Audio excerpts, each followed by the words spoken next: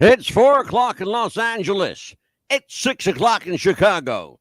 And it's 7 p.m. in New York City. Hello, everybody. I'm Mad Dog the Scipio, joined as I am each and every week, God help me, by Amelia the Pitbull Chapman. How are you, Amelia? Doing great. How are you? I'm fine. I was going to say, Amelia, you muted yourself. We have thunder and lightning here. I apologize. Oh, you've got some nasty weather. Okay. Mm-hmm. We have, well, how you doing, kid? I'm doing good. Good. You all right? Yeah. You're going to make it through the show, or you're going to bail out on me? No, I'm doing good. I'm just still. All right. Terrific. We have a very good show tonight. A returning guest is joining us. Yes. This time for a very different subject matter.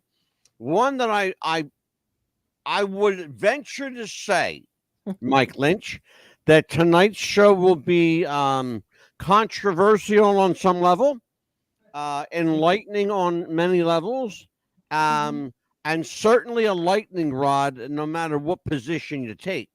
Right. Let me introduce my guest. His name, I'll bring up on the big camera here, Mike. Hello. Gonna make you a star tonight. Yeah. This is, ladies and gentlemen, Mr. Mike Lynch. Mike is a returning guest. He was on the show when we did our Escape from Alcatraz show. His co-authored the book Alcatraz: The Last Escape with and I forgot already your co-writer's name on that. Ken Widener. Ken, that's it. That's it. Ken is a relative of the Alcatraz 3, or the Alcatraz 2 anyway, for sure. Yeah. But you are here tonight for a very different cause and purpose. Let me tell everybody how this came about. It's interesting. Mike is very perceptive in some regards. I got an email after the Alcatraz show. And it's funny because just right off the cuff and out of the chute, Mike writes, "You seem like a man of faith." And I went, "Oh shit, boy, I'm in trouble." So and I am, by the way. I'm a little rough around the edges, but I think God likes me that way. And so I thought, you know what? This is a really interesting cat. This is an interesting guy to have on the show. And when I mentioned to Mike that we're doing the program on who wrote the Bible and is there a God and is Jesus a real person over the next couple of nights, he did not hesitate but to say, yes, of course, count me in. So welcome, my friend. Welcome back to the Mad Dog and the Pitbull. Welcome. Good to be here. Good to be here. I've been looking forward to this. I am too. I don't know where it's going to take us, but like I always tell God, let the Spirit move and take us where you want. And He always does. Yes, He does. Not always where we want to go, though, but always where we need to be. That's the important thing. Let me just tell everyone why we're here. Tonight's show, who really wrote the Bible? We know little to nothing, really, other than we know for sure the first 5 books were written by Moses. We know that for sure, because we have the manuscripts to prove it. Other than that, it's a crapshoot, Mike. It kind of is a crapshoot. We really don't know who wrote the Bible in earnest. But let me tell everybody a little bit about what we do know.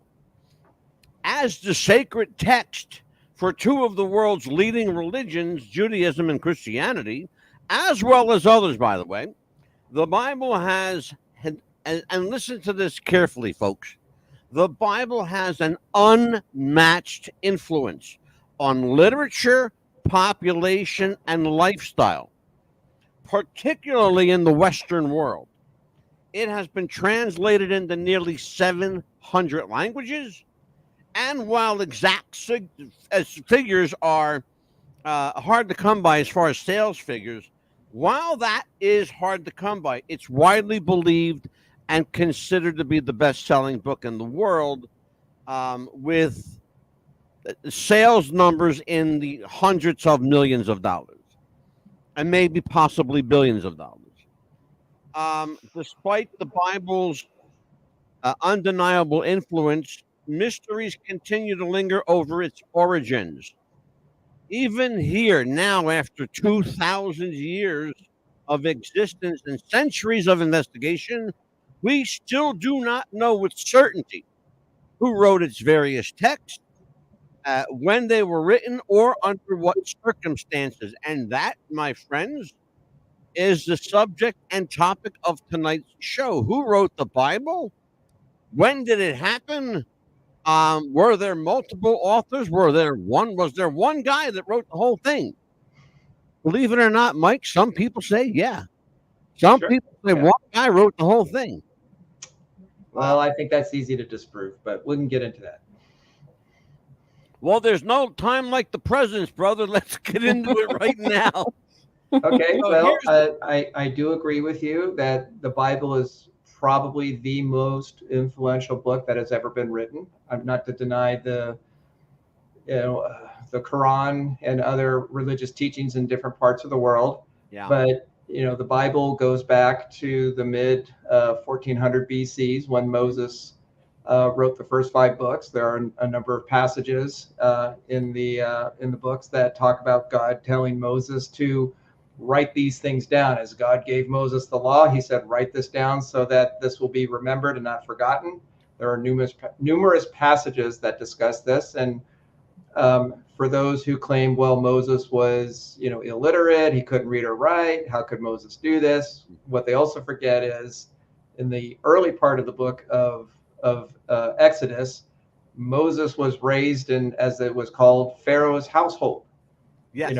We know the story. If you've seen the 10 Commandments with Charlton Heston, they tell the story of, that the king, or the Pharaoh, decreed that the males were to be killed, the children males, because they were becoming too populous. He was worried about an uprising. And so the male children are murdered, except the mother of Moses hid him for several months until he became too big or too loud, noisy to be hidden. So she puts him in the water, and then the sister follows him, in a little reed basket, and the Pharaoh's daughter finds him in the Nile, and then brings him into the household. And so for the next 40 years, he's raised an educated man. He could read and write. He understood literature. He understood history. Sure. He was a very intelligent person. So he was well qualified for the job when God comes to him and says, okay, start writing everything down because I want these things to be remembered. And then we have the first 5 books of the Bible. Yeah. And therein, the controversy begins. As I said at the outset of the show, there's no dispute that for fact, for certainty, and for posterity, we know factually Moses did, in fact, write the first 5 books. That's without dispute now. We know that based on the history, based on the theology, and here's a surprise, we know that based on the science. One of the things that science did early on was try to dispute the history of the Bible and the existence of God or Jesus. Now we find something interesting happening. Science is actually proving these things to be true, which is kind of like the shoes on the other foot now, Mike. We know for a fact that, as I said, Moses wrote the first 5, but now beyond that, that's where it kind of gets murky. That's where the quagmire starts to unfold.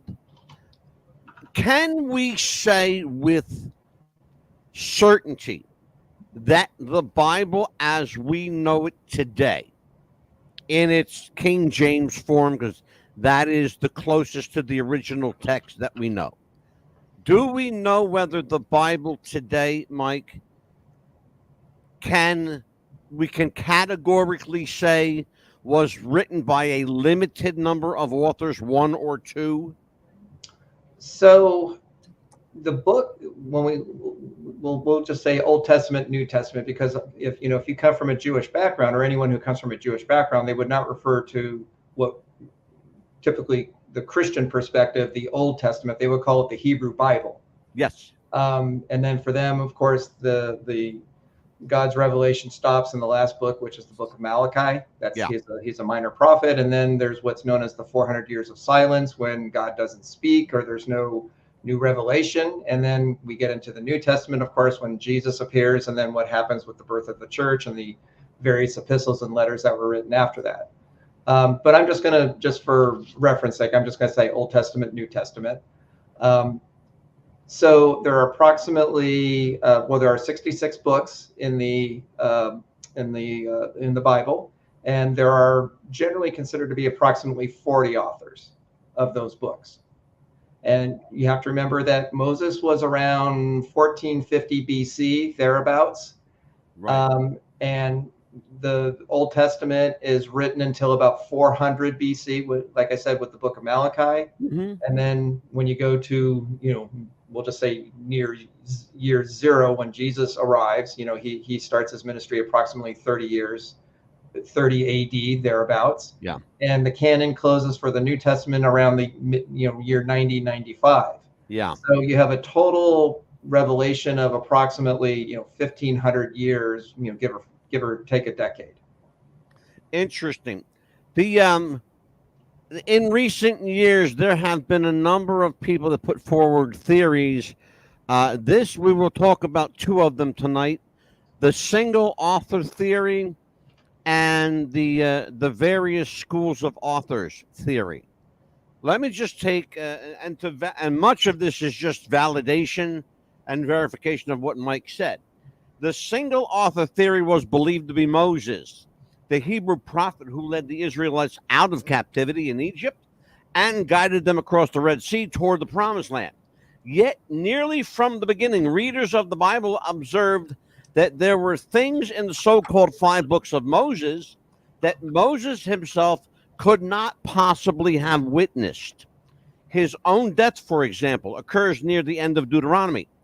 A volume of the Talmud, the collection of Jewish laws recorded between 3 and 5 centuries AD, dealt with the inconsistency in explaining that Joshua, Moses' successor as leader of the Israelites, likely wrote the verses about Moses' death.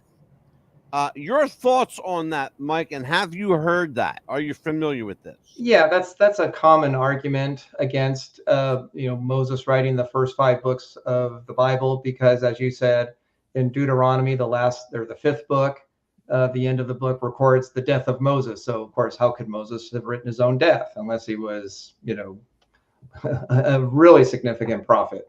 Yeah, right. Exactly. So generally, it's believed that somebody, nobody knows, but Joshua is a likely person, because he was, as Moses was leading the 12 tribes through the 40 years in the desert.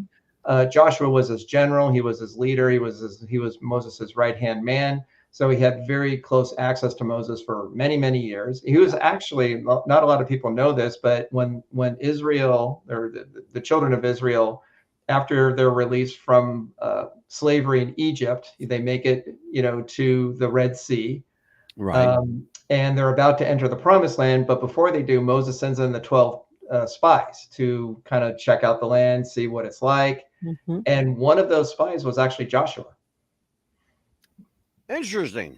Yeah, so he was one of the, and then the other one was Caleb. Caleb and Joshua were 2 of the 12, and when they come back to report to Moses, okay, what did you see? 10 of the spies said, yeah, it's a great land, but there's these giants there. We're insects compared to them. They're too powerful. They're too strong. We can't survive. So let's go back. Let's go back to Egypt, where it was really pretty good. Slavery wasn't really that bad. And Caleb and Joshua were the only 2 that said, no. God's going to give us the land. Let's go. Let's go right now. And so because the people disobeyed God, he said, because you didn't believe in me, you didn't trust in me, you're going to wander in the desert for 40 years until you die.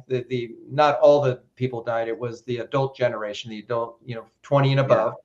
And the only 2 God said that are going to make it are Joshua and Caleb. And that's exactly what happened.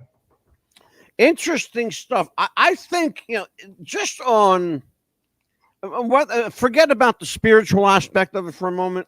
Forget about the historical aspect of it for a moment. Just from a nuts and bolts, common sense, roll up your sleeve point of view, you would almost have to assume the position that a number of people wrote the Bible just based on the number of different writing styles, the languages used, the locations, the time frame is a huge aspect of why many people believe that it could not have possibly been one single author. And first of all, I don't think there's any one person who could have written such a book, not the way it's laid out. There's just way too much in it. And by the way, Mike, a lot of time that passes by from one thing to another, even from one chapter to another in a lot of these books. Sometimes you're talking about hundreds of years passing between chapters. That's not an insignificant, factor to take into consideration. When you consider that, we all have, and I hate to say this, but we all have an expiration date. I hate to use that term. Right. But we don't live, exponentially forever. Not physically anyway. So there's no way, I don't think there's any possible way we can even consider that Moses wrote this. All of it anyway, for sure. Yes. Yeah, like I said, Moses comes around 1450 BC, and the last book is written around 400. So it's a 1,000-year period of Jewish history that is covered. Yeah. And there are references, there are documents that go back into the 700s, before the Old Testament was completed. So it's not possible for one person to have written everything when you're referring to things that are older than you that haven't been done yet. True. It's just not possible. So, it really is. It's given me food for thought. One of the reasons I wanted to do this show is from time to time I have a crisis of faith and go into the Bible and look for things to validate myself or my faith. And I find contradictory material. I go, oh, this is not good. This is not good. Yeah, and then he's like, oh, he gets a light and he says, I want to do this. Is that why it said that there was 14 books either not used or removed from the Bible? Now, are you talking about, because there's the Catholic Bible, and then there are certain books that the Catholic Bible has that were written during the BC period. The Apocrypha. Right, the apocryphal books that are not in what you would call more of a Protestant flavored Bible. True. Yes. Now that came about after Martin Luther. I mean, these books have been around for, like I said, in the BC period. One of them talks about in 167 AD BC. There was a Jewish uprising. You have the Maccabee family. That's where we get, where they have the, I'm drawing a blank here. It's where they have the festival, the 8 days. That took place during the Maccabean revolt when they they only had oil for 1 day and it miraculously last 8 days, and so they celebrate that. So when Martin Luther appears on the scene in the early 1500s and breaks away from the Catholic Church and doesn't agree with the Pope anymore as far as what is the source of her inspiration? Is it the Bible / Holy Spirit, or is it the Pope? That's where the dividing line came from Martin Luther, to differentiate itself from the Protestantism that was building up in Europe at the time. That's when the Catholic Church added the apocryphal books to sort of to reinforce their theological positions as the Catholic Church. So that is a more recent addition to the Bible than an older addition. Mike, I got a question for you. You're familiar, of course, with the Epic of Gilgamesh. I know some elements of it. Yes, it has the flood story in it. That's famously brought out. There are a number of, and I mean a number. I'm talking about, in some cases, verbatim, the Epic of Gilgamesh and the Holy Bible. What do you make of the almost identical timeline from Gilgamesh to the Bible, they almost parallel each other, despite the fact that Gilgamesh was written 500 to 700 years before the Bible. Mm-hmm. How do you reconcile the stories being the same, using words like Messiah, using words like the chosen one, referring to an evil adversary, talking about a one true God? We're talking about two books that were divergent in time, but yet they talk about almost colloquially, almost identical topics, subject matter, even in some cases, Mike, mentioning the same names. How do you reconcile that? Well, how do we do that? I'll answer it two ways. The first is, as we've talked about, the Bible was written, 1400 years before Jesus was born. Right. Well, the time frame for the Bible goes back really thousands of years before, we have our recorded history of these events. Exactly. And so obviously, because reading and writing wasn't invented until the Sumerian time around 5000, 6000 BC. That's when writing was really starting. As society was becoming more complex, you needed a recording system, and so writing was developed. But most. And Mike, while you're on that, Mike, Amelia has a pointed question in regards to that and the style of writing and the instrumentation. Amelia, you want to ask Mike what you were talking about before we went on there? Oh, you mean like where it was written on, the type of paper? Yeah. Well, it wasn't paper. It was in cuneiform. It was on little clay tablets in the Middle East. Paper was invented in China around, I think, 2000 BC, I believe. I'm not 100% sure, but paper was a Chinese invention. Well, Chinese and also Egyptian, because they had papyrus. That's actually where we get our word for paper, papyrus. So, but in the Middle East, it was clay tablets. Yeah. Okay. So what is your question? I'm sorry to interrupt. No, she wanted to know. She asked me. I said, I don't know. I'm going to ask Mike. Because because in the Middle East they have mud and water and they have sticks, and they were just using the resource that they had available, whereas the Egyptians had they had the reeds. I guess what she was really asking me was, how did they keep records? How did they document? I really don't know. To keep them good condition. Mike gets here, let's ask them. Yeah, to keep them in good condition. They had their own libraries in the cities, in Sumer and other areas of that region in the Middle East, or what we would call the Near East in some cases. And they, through archaeological digs, they found thousands of these little clay tablets. They're about maybe this big, and they used a little stylus to use it to write with.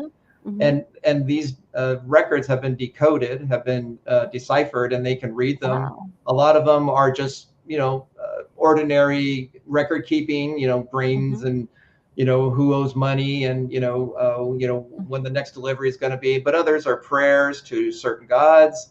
Others are poetry.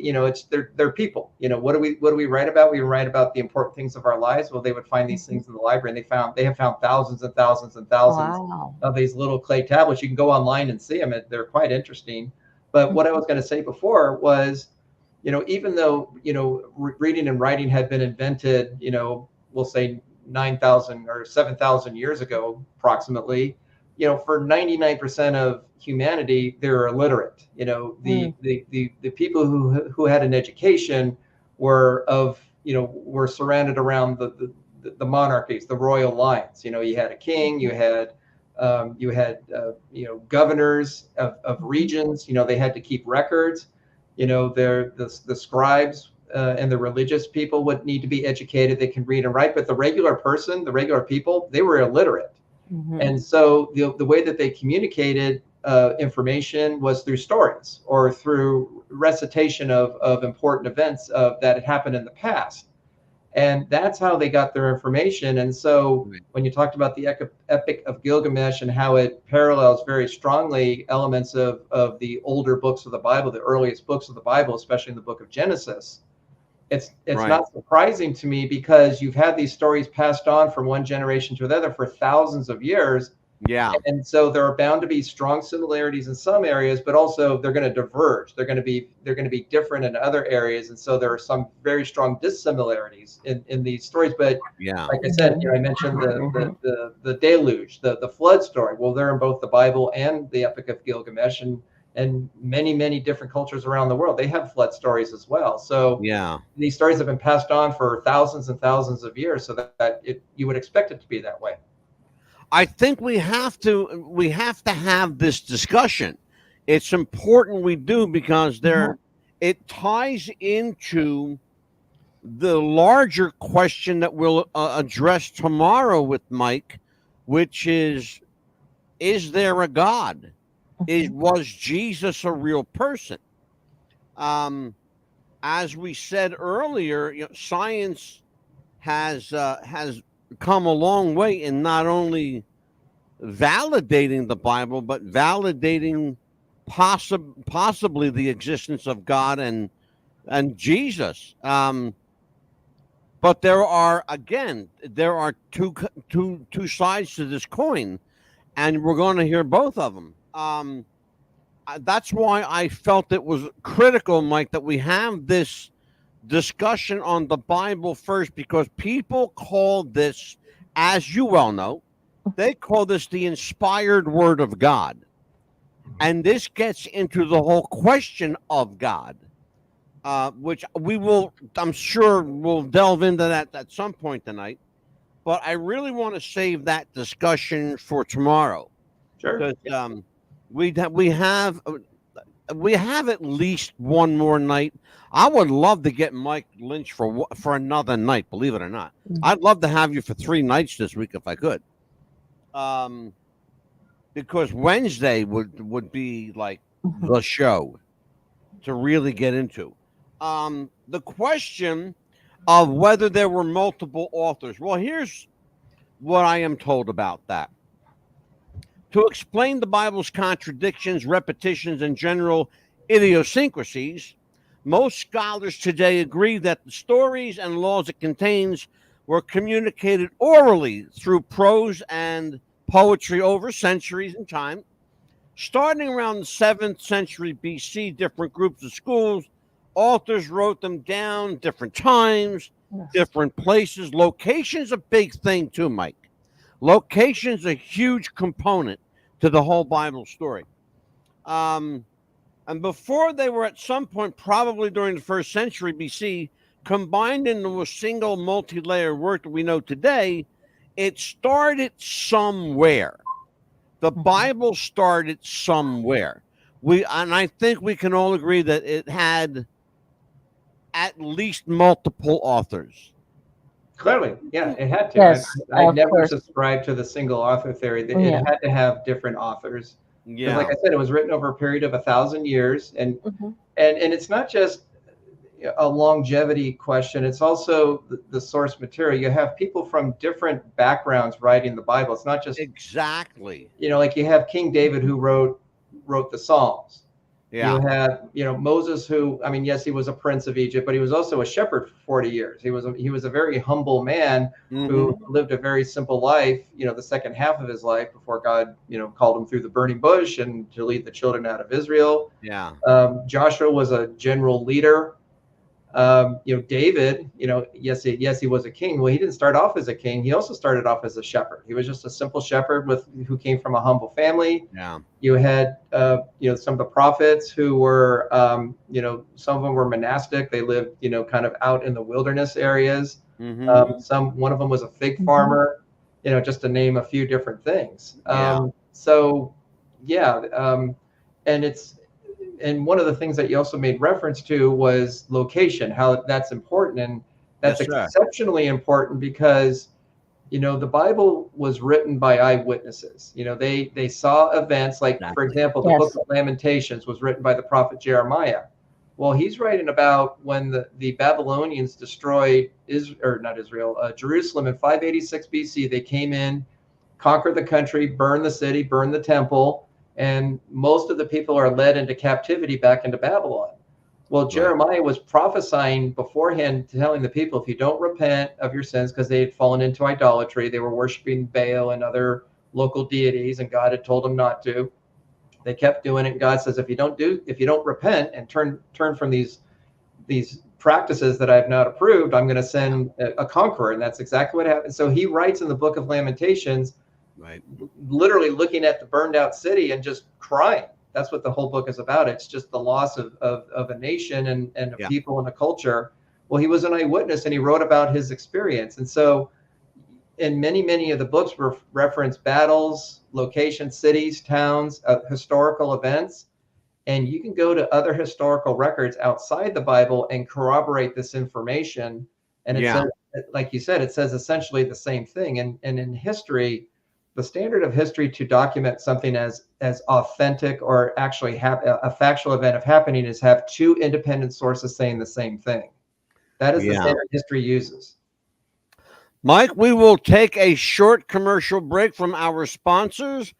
Take a listen to this, folks, and take care of my people at Shopify. Jess wanted to start a business when something surprising happened. Today, I'm going to teach you how to crochet. She started crocheting, like a lot. And her friends noticed. Jess, you need to sell those. So she signed up for Shopify and started building her business. Yes, I love that. And after a lot of hard work, this happened. Oh my gosh, I just made my first sale! You see, every day, hundreds of businesses get their first sale on Shopify. We got a ding! And the next could be you. So when you're ready to bring your idea to life And become your own boss. build it on Shopify. What's the Buzz Podcast is back with Mike Lynch. And this is an interesting discussion. I'm really enjoying this, believe it or not. I really am. I love these kind of talks. Mike, let's get into the question of, we may as well broach it now. Let's get into the God question. This book we called The Bible was written based on what many people believe was divine inspiration from, quote, the heavens above, unquote. I don't even know like how to start this question off because I'm going to sound like, a disgruntled, Christian here. I'm really not. Where did they get their inspiration for what they called God or who they called God? Well, what do we know about this God? Well, I'm going to read a verse to you. It's a very short verse in the Bible that answers that indirectly, and then I'll answer it directly. It's in 2 Any Peter way 1, you want, brother. 2 Peter 1:21, and it says, "For no prophecy was ever made by an act of the human will, but men moved by the Holy Spirit spoken from God." So the Bible says of itself that it wasn't people who decided, I think I'm going to write this information down or this experience down or this event down. Yeah. It was Peter, who was one of Jesus's apostles, said that it's the Holy Spirit, which the Bible claims is God, because God is triune. It's God. It's one God, three personalities: Father, Son, Holy Spirit. Right. That in the Spirit of God is God, just the third part of the Trinity. That he moved in men's hearts to write something down in a way that God had desired, his words, his ideas. But Mike, at some point, there has to be that one person. All of this started with one. Okay. So if you go to the first book of the Bible, the book of Genesis, the first line of the book, in the beginning, God created the heavens and the earth. Right. So I reiterate, who or what is God? First of all, who came up with the name God? Where did we get God from? My understanding is that God actually has a name that we're not supposed to speak it. Well, Moses, You know? Moses at the burning bush, when God reveals himself to the burning bush, Moses asks him, "What is your name?" Because he's going to go to the people of Egypt. Yeah. And he says, they're going to ask me what God's name is, because they didn't know. They just sort of use, like what we say, we'll just say God. It's just sort of a generic reference to a supreme being. That God is not God's name. And God said, "My name is Yahweh," which means I am that I am. I am that I am. That's what Yahweh means. And God said, And what "That's the my hell name." does that mean? Like, explain this to me. Well, Explain this to me. I get it. Jesus even said, when Pontius Pilate asked him, are you he? And he said, I am. I am Yahweh. I am. So And- what, give me this whole I am thing can be very convoluted. Well, when we understand, we are finite beings, we're people, we have limitations. And right. most people's concept of God is that he is infinite and holy, beyond understanding. And so if God gave a name to himself that says, "Oh, I know exactly who God is, I completely understand who he is," then that's not God, because that is not something we can comprehend. But if he has a name like "My name is I am," it's almost like saying my name is being. I exist. That is my name. We don't know what that means. We don't understand it. Well, the fact that Moses audibly heard the voice of God say, "My name is Yahweh, I am that I am." Yes. It's either Moses was the most blessed individual in the Bible, or he was one lucky son of a gun, because he got to hang out with God for a bit. But God did that with a number of people. The next probably most famous person he did that with is Abraham. Abraham was called a friend of God, that they had a friendship with each other. And not only that, and I have to ask you, Mike, because this is one, and it's only happens one time in the Bible, only one time. And here's the line, and you'll know exactly what I tell you. And Enoch walked with God. Mm-hmm. Tell everyone who Enoch was, and why was he so beloved by God? Well, he walked with God, and then he wasn't. Then he was gone. He was. There are two people in the Old Testament who disappeared. They just like that, Mike. Poof. Right. He was there, and then he was gone. And the same thing with Elijah. Elijah was the same thing, except he was brought up, he had a servant named Elisha, similar names, and he was brought up with a kind of like a fiery chariot, brought up into heaven, one would assume. So there are two people that did not die. Yeah. And one of them was Enoch. Interesting. So they eluded death. So far. Now, it's interesting. Okay, hold up. Back up there, brother. Back up. Hold on. You had me, and then you got me with the so far. Okay, I got a question for you, baby. I got a question for you.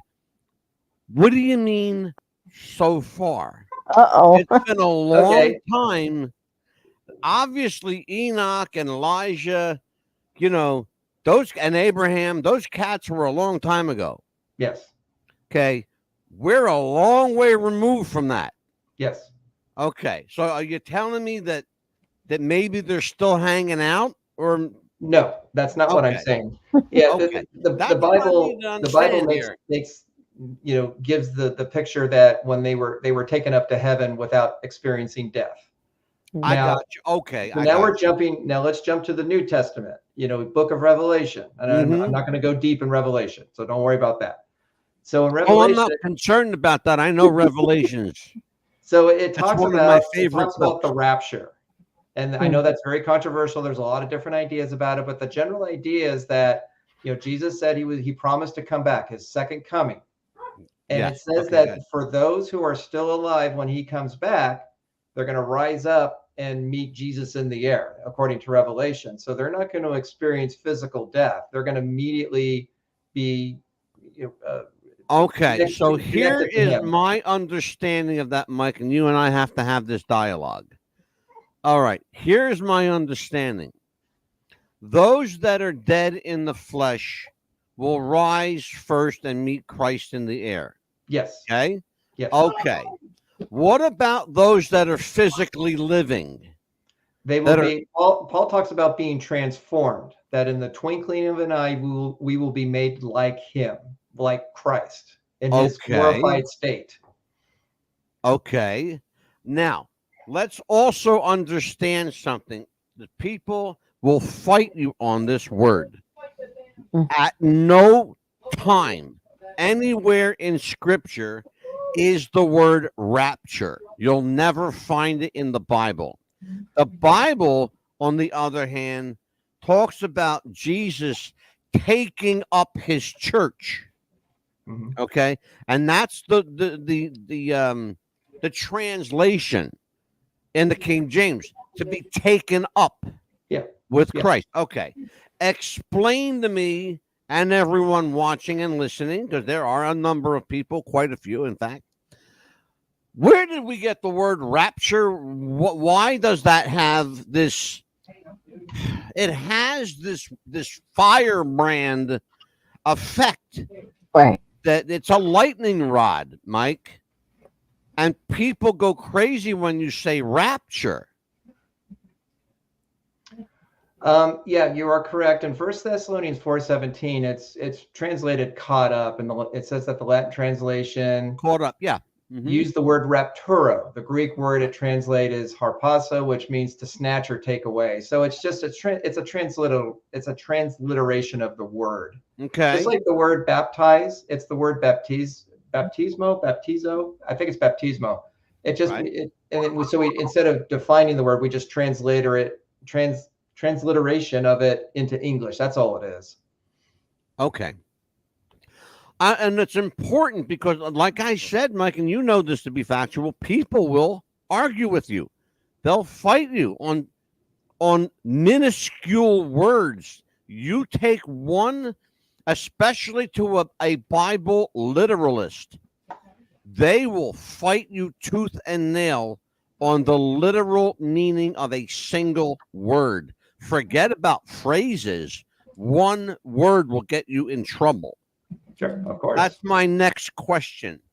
And Neil, you feel free to jump in here. Sure. Talking about the literal translation of the Bible, the literal meaning of the Bible, the literal manifestation of God's word. Okay. Is there any way to validate the literacy, if I could use that word, the literacy of the Bible? Is it a literal from God's mouth to our ears? Because there are a number of people, and you know this to be true as well, Mike, and I'm not pointing anything out that's not true. You know, there are a number of people who believe the Bible to be literal, that you have to take it literally in order to go to heaven, in order to see God. You have to take the Bible literally. Despite the fact, Mike Lynch, that there are theologians who will tell you if you try to live the life of the Bible literally, you will either A, end up in a padded room, or you'll kill yourself. You can't, I don't think you possibly could live that literally without making you or the people around you nuts. Please explain to me. What are we talking about? You have to remember too, and we haven't talked about this part of the Bible, just in general, is that the Bible is different styles of literature. So, for example, you have the book of 1 Chronicles, 2 Chronicles, 1 Samuel, 2 Samuel in the Old Testament. Right. Well, those are historical books. They're chronicling kings, events, battles, places, conversations. It's just it's like reading a book. It's that's all it is. It's just recording what happened in a hopefully factual way. Yeah. But then you have the book of Psalms that David wrote about half the Psalms, and then other various writers wrote the. Well, that's poetic language. That's heart language, and when you use heart language, it's not literal, but you use metaphor. You use comparisons of things to communicate thoughts or to feelings and emotions. Yeah. Jesus used this many times in parables. He says the kingdom of heaven is like, and then he'll use a comparison. It's like a wheat field. It's like a pearl. It's like this or it's like that. I loved Jesus' parables. I loved how eloquently simple and effective the parables were and still are. Right. Yeah. And so I'm a huge fan of the parables. if he says that it's like a field where you find a great treasure in a field, well, he's not saying, okay, go find a field and that's heaven. We know that's not literally true. And so you don't take it literally. You take it as an example using nature to make a point about what heaven is like that we can understand. Or another time when Jesus would say, if your eye causes you to sin, what does he say to do to your eye? He says, pluck it out. Or if your right hand causes you to sin, cut it off. Well, if you take the Bible literally, you're going to see a lot of one-handed blind people walking around. Yeah. Well, we know intuitively he doesn't literally mean that. He means if there's something in your life that's a struggle for you, that's coming between you and God, he's saying remove that thing from your life so that you have a clear path to God. He's using this example, but not literally true. So when people say, do you take the Bible literally? It's like, well, no, I don't, because the Bible isn't meant to be taken literally in some parts. Some parts, yes, some parts, no. Well, yeah, and that's that. Oh, go ahead, Amelia. Oh no, because I've seen it to where they follow the Bible so badly that a husband and wife can brainwash their children so badly to where they've either chained them up if they're not doing it right, something correctly, or they've beaten them so badly to where they've chained them up or not eaten for days, or they treat them so bad. I mean, I've seen movies about this, like true stories, and that's really they're horrible, awful stories that you're taking things out of context. You're not understanding the point of these the teachings of the Bible, and most people are guilty of that. Like you were saying in the beginning, it's so big, it's so complicated. There's so much of it that no one can truly understand it. We're always going to be in error in some way or another. But like you said, some people take it to the extreme and they do horrible things that were never meant to happen. Yes. Well, let's continue that. One of the things that I have, first of all, this is a great conversation. Anytime I can get Mike Lynch here is a good occasion because he's the smartest guy I know next to me, and not saying something. I like you, Mike. I do. I like you. I like to have you here every night if I could. Let's have a serious discussion here. One of the things the Bible, first of all, people don't understand, and let's just clarify this. The Bible is all at once one of the most uplifting books in the world. It's also one of the scariest books in the world if you read it right. It talks about love, hate, murder, incest. It talks about infidelity. It talks about how to raise your children, loving your wife, how to love your wife, when to walk away from your wife or your husband or your spouse. It talks about all of these things. It also talks about damnation and hell, but it also talks about glory in heaven. There's a lot of stuff going on in this book, Mike. My question to you: there has to be more than the 66 books that are in there. I happen to have not only a King James book with the 66, but I also have the Catholic Apocrypha that has the additional books. And I have some other books that were not included in the Bible, like the book of Judas and the book of Mary. The Gospel of Thomas, that's probably the most famous New Testament book. The Gospel of Thomas, yeah, absolutely. And there are a number of them, and I have them.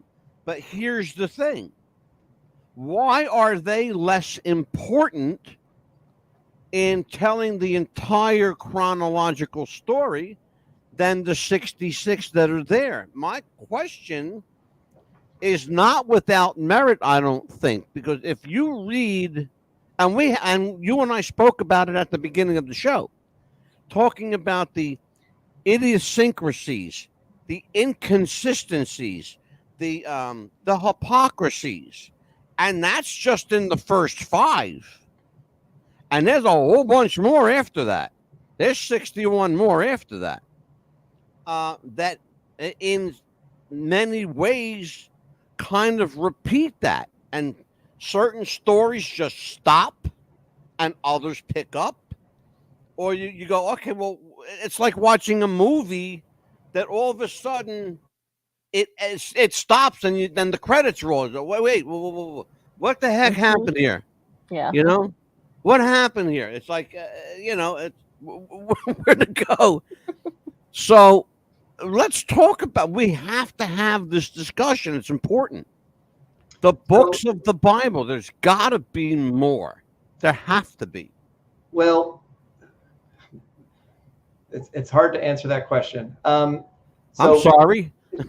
my belief is this. This is what I believe. That God is real. God exists. God created humanity. God created the universe. I mean, that's talked about obviously in the early chapters of the book of Genesis. That God is the uncreated creation. Because like I said, when you go to the first line, it's in the beginning, God was already there. Before there was a beginning, there is God. So how does God exist? We don't know. We don't understand it. It makes no sense to us, but there he is. And he creates the universe. He creates time, space, gravity, physics, chemistry, all the things that we need to survive as a people. Right. And so he spends time with Adam and Eve in the garden. He spends time with Moses. He spends time with Abraham. He's a social being. He wants to be with us. It's like parents, why do parents have children? Because they want to have a relationship with something that's a part of themselves. And then, the line continues and then they have children. There's just something within us that wants to pass on our stories, our culture, our DNA, down the line. And I think that comes from God, that is who God is. He wants to have a relationship with us. That's why he created us. And to make sure that we understand the kind of relationship that he wants and who he is. And, God describes himself in some ways. He inspires people to write things down so that we'll never forget them.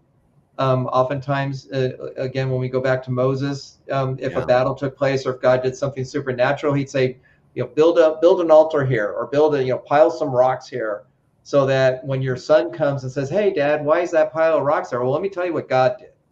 So we wouldn't forget, or the laws, write down the laws so you don't forget the laws. And so God communicated his truths to us in certain books that we would call the Bible. And then other books were written that claimed to be inspired, but were not included because they were deemed non-authentic or coming from God or spirit inspired. They weren't considered to be from God, but just human ingenuity or human intelligence. And that's why they were ultimately rejected.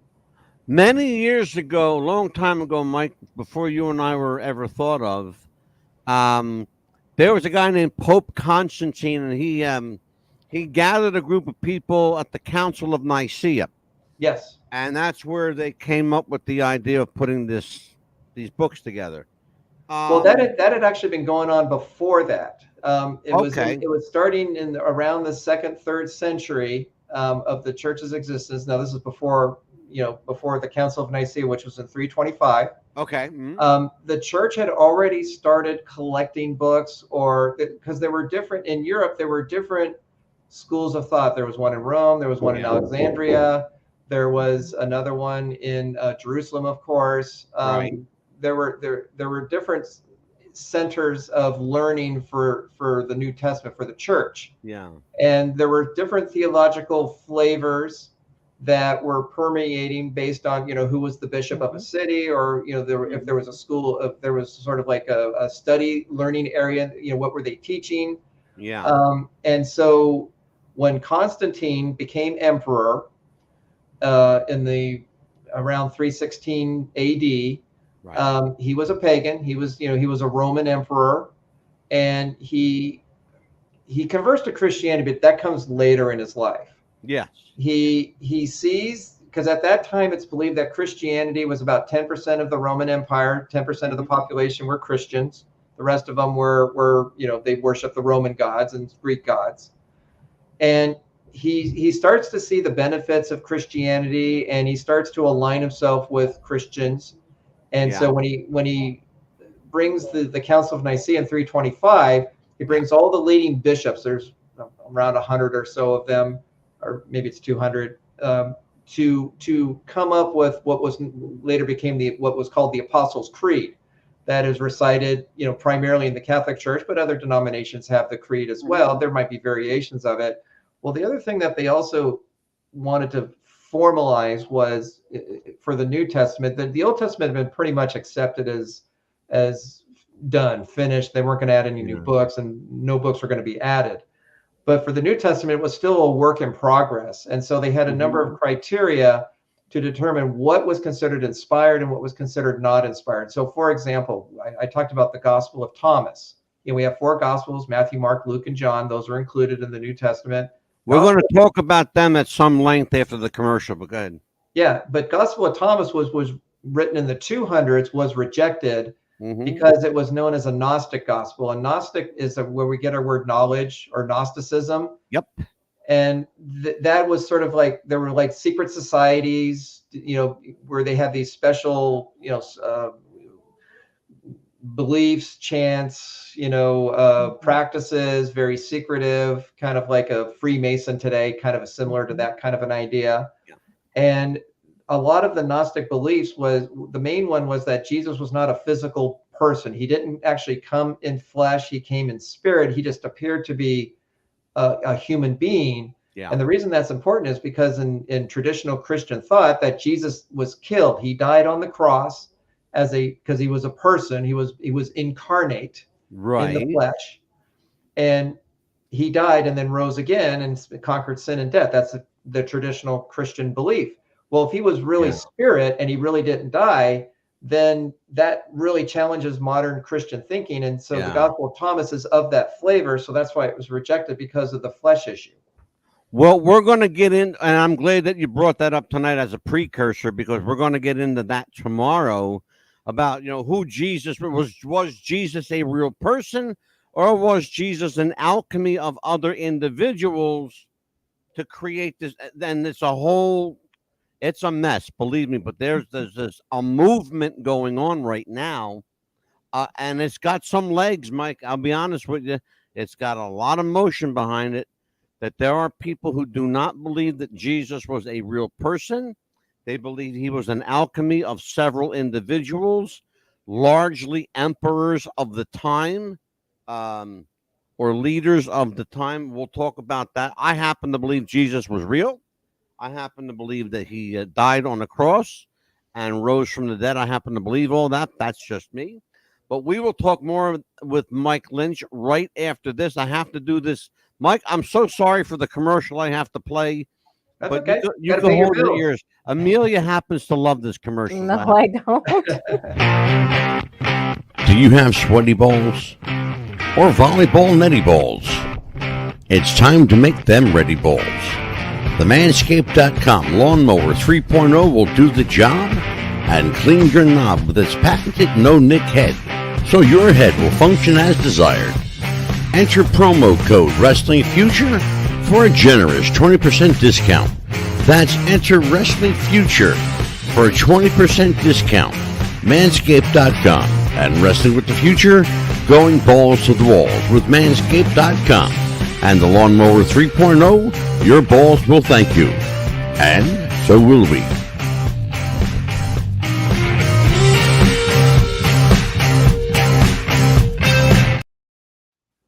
What's the Buzz? America's Best Podcast is back on the air on the WWTF broadcast radio system.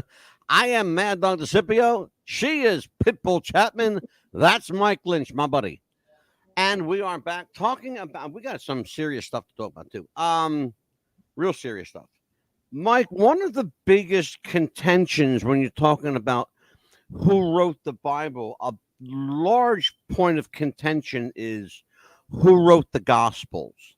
Um, there are people, again, the literalists who believe that Matthew, Mark, Luke, and John actually wrote Matthew, Mark, Luke, and John, and historical evidence to prove that they couldn't possibly have because they were long dead at the time. I happen to be of that mindset that believe that they could not have possibly written from eyewitness accounts because the timing just doesn't add up. It just doesn't jive. Let's talk about, when you're talking about the general question of who wrote the Bible, a big part of the Bible, particularly the New Testament, is the Gospels.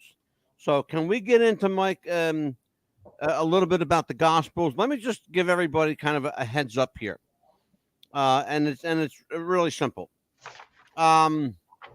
Beginning around 70 AD, now 4 decades or so after Jesus' crucifixion, 4 anonymously written chronicles of his life emerged, and that will become central documents in the Christian faith.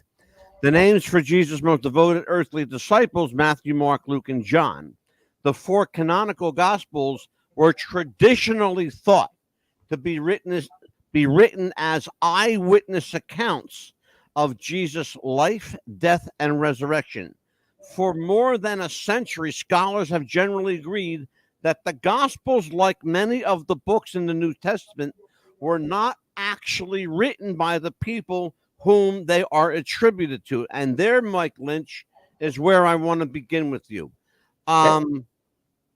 Why do people, again, the traditionalists, the literalists, why do they insist on making the argument that Matthew, Mark, Luke, and John wrote Matthew, Mark, Luke, and John, when clearly the timing could not have been possible time-wise? Well, I would politely disagree with that. Okay. So the church starts around 30 AD when Jesus dies, and then we have, in the book of Acts, you have Pentecost, which happens 50 days after these events of Jesus's life happen, and that's what's known as the birth of the church. In Acts chapter 2, the disciples are gathered together. There's about 130 or so people in this room, and then the Holy Spirit comes upon them, and then they go out and start preaching. And Peter, being the sort of the head of the apostles, preaches, and it says that 3,000 came to faith, and that's the birth of the church. And then the rest of the book of Acts shows the growth of the church over the next 10 years or so. Paul becomes, in chapter 8 of Acts, becomes a convert to Christianity. He was a Pharisee. He was a Jewish leader. Was arresting Christians and throwing them in jail, and in some cases having them killed. He was an enemy of the church. And then Jesus, according to the Acts chapter 8, appears to Paul, and he converts to Christianity, and he becomes the leading evangelist for the church. And he goes into Europe and Rome and other places, and really causes the church to expand very quickly because of Paul's evangelistic efforts. Yeah. Now, when Paul was starting churches in the 40s and 50s, and later, and he died, he's believed to have died in Rome around 67 AD under Nero, about the same time as Peter. Paul writes his epistles, his letters to the different churches that he had started. He would start a church in a certain area, like at Ephesus or in Corinth or other places. And then he would write letters to either see how they're doing or just to correct some problems that they were having, to kind of help them kind of get back on track again. And those were happening, in, like I said, into the 40s and 50s primarily. Well, the Gospels, I believe, don't start appearing until the 60s. Because what's starting to happen is, this is approximately 30 years after Jesus's death, and this is when the eyewitnesses are starting to die off. They're not, it's like World War II vets today. You want to get their stories because most of them are in their late 90s, early hundreds, and you want to get their stories before they're gone, because then they're going to be gone forever. Right. So you have the 4 different writers of the Gospels during this time. Well, that was going to be one of my questions for you, and I'm glad you went right there. And forgive me for interrupting, because it's absolutely critical. You're exactly where I am right now. on this little thing I got here, and I'll tell you what this is in a minute. But one of the things that I wanted to find out is with regard to particularly Paul. He's generally regarded as the one who wrote the epistles, all the letters, you know, and he wrote a lot. He was in jail, but he wrote a lot from jail. Yes. So Paul was a rebel rouser. People don't realize he was in trouble all the time. Yes. Kind of like the Mad Dog. He was the Mad Dog of his day. But here's what we know. Traditionally, 13 of the 27 books of the New Testament were attributed to Paul, who famously converted to Christianity after meeting Jesus on the road to Damascus. He was, by the way, called Saul at the time. If you don't know that story, check it. It's a great story. He wrote a series of letters that helped spread the faith throughout the Mediterranean. And scholars now agree, and this is where we might disagree, Mike, and maybe not. I don't know. Scholars now agree on the authenticity of only 7 of Paul's epistles: Romans, 1st and 2nd Corinthians, Galatians, Philippians, 1 Thessalonians, and Philemon. They're believed to have been written between, I'll tell you right now, between AD 50 and 60, making them the earliest known evidence for Christianity. Authors of the latter epistles may have been followers of Paul who used his name to lend authenticity to his works. Your thoughts on that claim? Yeah, and that's happens in a lot of cases. Like you talked before, you know, the Epistle of Mary, that it was the mother of Jesus that wrote this epistle. And in the 200s and the 300s, again, when Gnosticism was a movement that was really clashing with traditional Christian theology, they would attach names to something to give it weight. Or the Gospel of Thomas, like Thomas was one of, doubting Thomas, one of the apostles. So if you're a writer in the 200s and you say, well, Thomas wrote this, that's going to give it weight and should be considered canon.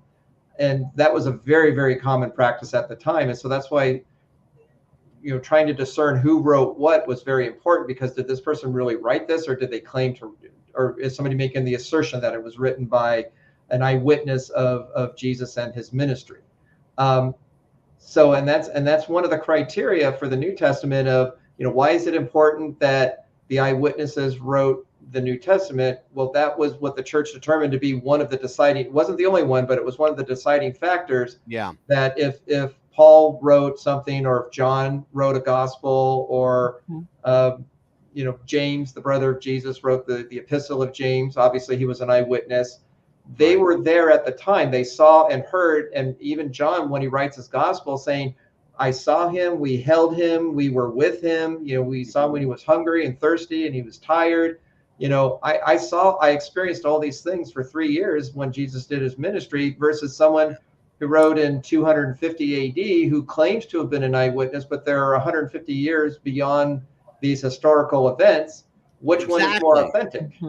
Well, that's therein is my point. Amelia, jump in. Right, just like the I hear a lot of people say, like, Noah's Ark, was that a real story? Was that really even written? How could it have gotten all the animals in that boat as well? Too. I mean, that story still a lot of people say. Amelia, you just went off the rails, girl. I mean, a lot of stories Where like did that. You go off the rails? Hold on, Mike. I'll bring this back in. Hold on. Well, you know what I mean. And then, like, a lot of people, they say that we have the beginning of the book, right? We have the beginning of time, and then now we're probably living close to the end of times. Do you think that's coming true as well? Well, there are many people that claim that these are the quote unquote end times.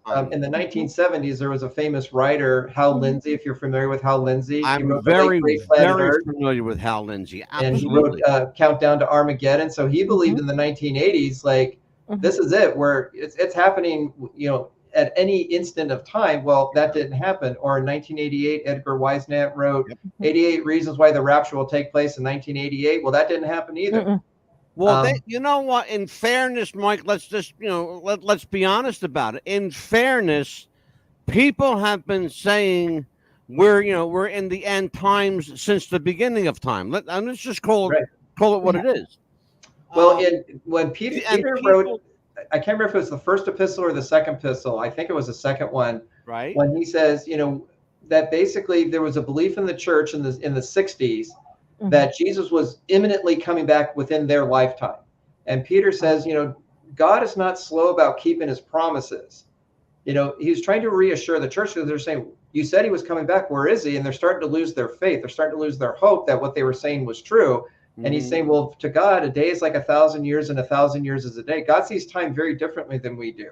Absolutely. Yes. So yes, even people the don't apostle, understand that. even Peter believed it was happening within his time, and he had to reassure the church that it could happen when God decides it happens. Amelia. Yes. I stepped on your question. Go ahead. You can. No, that's fine. I mean, because No, that was the question that I had, because a lot of people say that he maybe has come down to earth. We just don't know that he's been here visiting us a few times just to see how things are, because you don't know that person that's homeless asking for money could be him, seeing if we were going to help him. I believe in that. Well, when Jesus said that when he referred to himself sometimes as the Son of Man. Jesus had a lot of different names, and that was one of his self-references. And he said, when you see the Son of Man coming, it'll be in glory. Yes. It's not because there have been claims that Jesus has already come back. I believe that's Jehovah's Witnesses theology that Jesus returned. I think it was in 1917, I believe, and that it already had taken place. I could be wrong about that, but I believe in 1917 there's a group that says that Jesus actually returned, because there was a number of prophecies made, and when they finally said it happened. That's true. It's absolutely true. And I don't believe that to be true. It's supposed to be a spectacular event that no one will mistake. That's how Jesus describes his second coming in glory. Whatever, we don't know what that means, but it's everybody's going to see it at the same time. Yeah. Well, I mean, it's going to be one of those things that, if you're unfortunate enough to say, I saw it happen, that means that you're still behind. Okay. So that's trouble for you. Am I right, Mike? There's another reference that says that the heavens are going to be rolled back like a scroll. So again, using very strong visual language to say this is going to be unmistakable. It's not did this happen? Did I miss it? I don't know. I'm not sure. It's not going to be like that. Let's talk about something. When we talk about literal translation or figurative, and then we're probably going to get into some of this tomorrow as well. But when we talk about, people, sometimes I let things get to me so much. And when I should just let it roll. But when it comes to this kind of stuff, I get a little animated, because I like to believe that my God is a God of his word, right? So let's talk about these so-called, promises God made, or the end time prophecy. I'm a big student and a fan of, and believe it or not, I can say that word, I'm a fan of the book of Revelation. Because if you read the book as a Christian, and I always tell people, if you're going to read the Bible, read the book of Revelations first. Read the Bible backwards. Because guess what? We win, okay? Yeah. And people don't get that when I say we win. What do you mean, Angelo? Christians win. God's team wins. Jesus carries the banner. People don't get that. It's simple stuff, folks. But my question, Mike, is when we're talking about, figurative and literal, can we talk about whether you believe, and this I'm going to ask you your personal opinion, whether you believe that there will be a literal, like some people believe, a literal end to the world, or does that simply, or do I read it the way I read it? Do I read it as transformation or evolution? Well, one of the when people read Revelation, obviously it's a very difficult book to understand, because there's a lot of visual symbolism a It dragon. it a reads beast, like a movie, doesn't it, Mike? Yeah, it's like a sci-fi movie. It's crazy. It really is. There's a lot going on in Revelation. A Yeah, lot. and John trying to Physical. describe what he's seeing is using all Yeah. this visual language of metaphor, and it's like, what does he mean by this? And that's why there's so many different interpretations, because it's not like the Gospels where it's showing, well, Jesus went here and Jesus did this and he performed this miracle. It's Right. easy to understand, it's easy to follow, but Revelation is very hard to follow. But generally, you get general ideas that there's going to be this time of tribulation, that the world is going to go through terrible, one crisis after another, that's going to be global, a lot of catastrophes.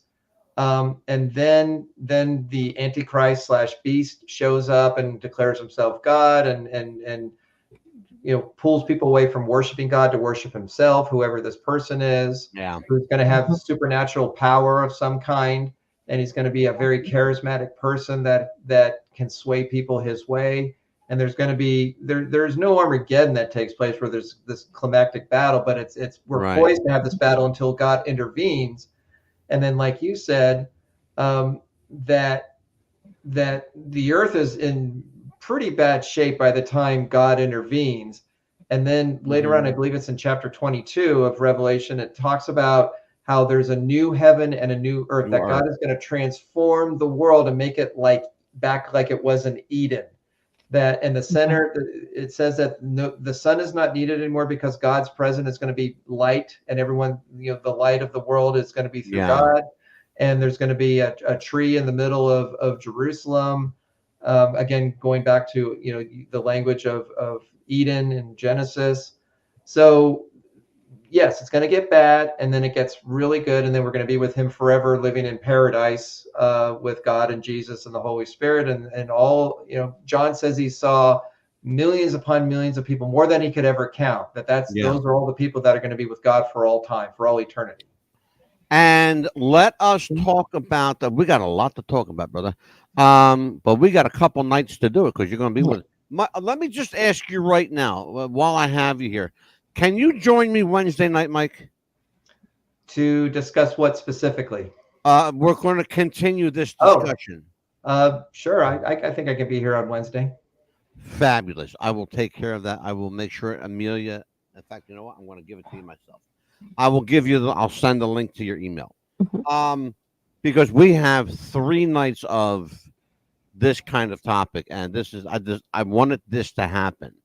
Well, I'll tell you what, I know God's always listening. So, Lord, and I know you can hear me. I know you always do. Sometimes I don't listen to you, but you still listen to me. All right. I would love to be around. I mean this. I would love to. I know it's going to be a scary time to live through, but I would love to be around for that day when we get to hang out with Jesus in peace and harmony, and don't have to worry about, trampling through bodies and stepping in guts. I mean, this is just call it is, because it's going to be nasty. Yes, it's going to be bad. I mean, people don't understand bad. Yeah, it's going to be. If Revelation is correct, it's going to be not pleasant. It's going to last several years until the end happens. Well, it talks about a 7-year, with the word tribulation. Mm-hmm. It talks about and almost an even split too. The first 3.5, and then the second 3.5 being like unbelievably unbearable. Right. They're known as the bowls of wrath in Revelation. Yeah. Like God pours out his wrath because of all the sins and rejection of him in humanity. And he does this. It's sort of like when Jesus was doing his ministry, when he goes to the woman at the well. I mean, she's a prostitute. She's been divorced. She's living with this guy. She's an outcast in her community. That's why she's getting the water in the heat of the day. She's getting her water because everyone else got their water when it was cool in the morning, and she had to wait until they're done because no one would talk to her. Nobody would associate. And Jesus is very compassionate towards her. He's very kind to her. Yeah. And because she's in such pain, and she's feeling isolated and rejected, and he's very, very soothing with her, and he brings healing into her life. Yeah. Whereas when he talks to the Pharisees, he's very harsh with them. He's very confrontational with them because they have hypocrisy in their life. They have self-righteousness in their life. And they think we are holy, righteous men. We don't need anything. And Jesus is saying you need more than you think you do. And he's got to use a fist to try to get to them through their hard shell. Yeah. Well, Revelation talks about the same thing, that why does God is so wrathful in Revelation is because humanity is so far away from God and his truth that he has to use very difficult circumstances to get people to turn toward him, because they won't do it on their own. And that's where we are these days. We are exactly there these days. The world, ladies and gentlemen, in case you don't live in this world, the world is upside down. Bad is good, good is bad, up is down, east is west, west is east. It's all, everything that you thought you knew, throw it out the window because it don't exist anymore. It's anarchy. It's wait a minute. And it's going, you think this is bad? Oh boy. You haven't seen squat yet, okay? You haven't seen anything. Mike Lynch is going to be with us tomorrow night, and thankfully will be with us Wednesday. So now I can take tomorrow night, and this will be our question. Was Jesus a real person? We will talk about that tomorrow. And Wednesday, Mike will join us, and the question will be, does God exist? That's going to be the question. Because, boy, I'll tell you what, you need a show just for that topic. Yes. Can science prove the existence of God? We will find out. But, Mike, I'll tell you what, brother, we have to let you go tonight. Amelia, What do we got coming up? Oh, next week is nothing going to be but our little sessions that we just talk about anything and everything. But we call them BS sessions. Yes, BS sessions. We're going to have 3 nights of rampant BS from the Mad Dog and the Pitbull. Yeah, make it easy for you because you go on vacation a week after that. I want to extend my gratitude to Mike, and I want to tell Mike Lynch, you are an amazing writer. His book, by the way, check it out. It's Ken Widener and Mike Lynch. The book is called Alcatraz: The Last Escape. Mike, what else do you have out publication-wise that people can read?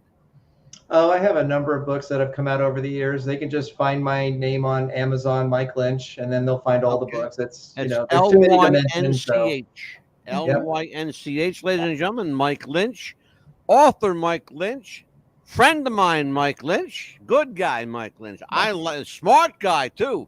A lot of people have been requesting. Baby, that's saying something. You kidding me? A lot of people have been requesting his show, so please go on our YouTube channel and watch it as well. So absolutely, show. Yes, absolutely. Okay, on behalf of Amelia the Pitbull Chapman, Michael Mad Dog Lynch, I'm going to call you the Mad Dog now. Okay, sure. I am Angelo Mad Dog, the Mad Dog Brothers. That's what we are. We will be here tomorrow night, Lord willing, and the creek don't rise, with Mike Lynch, Amelia Chapman, and yours truly. I am the Mad Dog. We'll see you. God bless you, ladies and gentlemen, and be safe out there. Bye-bye.